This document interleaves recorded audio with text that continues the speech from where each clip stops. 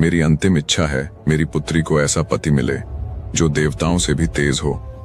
श्री कृष्ण मुस्कुराए, वो मिल चुका है जामवंत, मैं ही तुम्हारा दामाद बनूंगा। यह रिश्ता प्रेम का नहीं, अवतार और ऋक्षराज के वचन का बंधन था।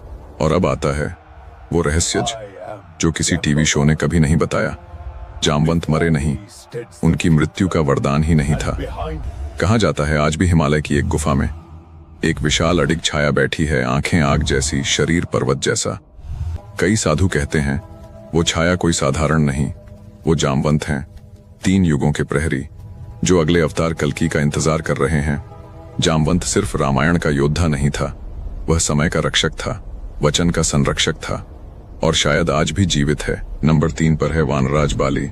बहुत बहुत पुरानी बात है। उस समय ना आज जैसी दुनिया थी और ना आज जैसे मनुष्य। जंगलों में विशाल विशाल पेड़ थे, पहाड़ बादलों को छूते थे, नदियां इतनी निर्मल और शांत बहती थीं जैसे वे स्वयं धरती को लोरी सुना रही हों। इन्हीं दिनों किष्किंधा नाम की एक अद्भुत वानर नगरी थी। यहाँ के वानर साधारण बंदर नहीं थे, वे मनुष्यों से भी अधिक समझदार, अधिक ताकतवर और अधिक तेज थे।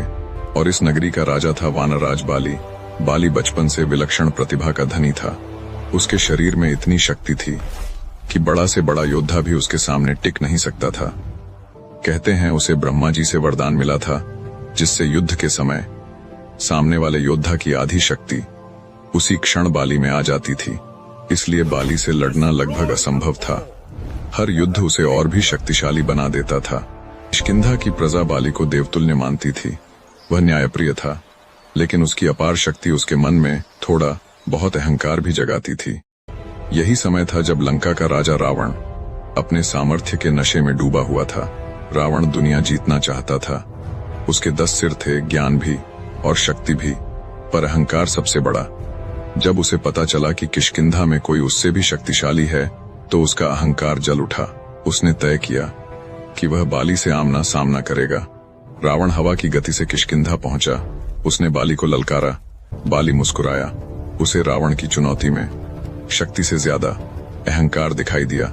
बाली ने बिना गुस्से बिना तैयारी बस सहजता से रावण को पकड़ा और उसे अपनी कांख में दबा लिया, ठीक वैसे जैसे कोई छोटे बच्चे को उठा लेता है। रावण सोच रहा था ये तो क्षण भर की बात है, लेकिन उसकी कठिनाई शुरू हो चुकी थी।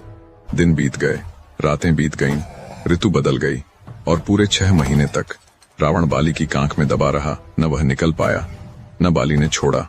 जब रावण थक गया, शर्मिंदा हो गया और उसका गर्व टूट गया, तब बाली ने उसे छोड़ दिया। रावण समझ गया कि वह बाली की शक्ति के सामने कुछ भी नहीं।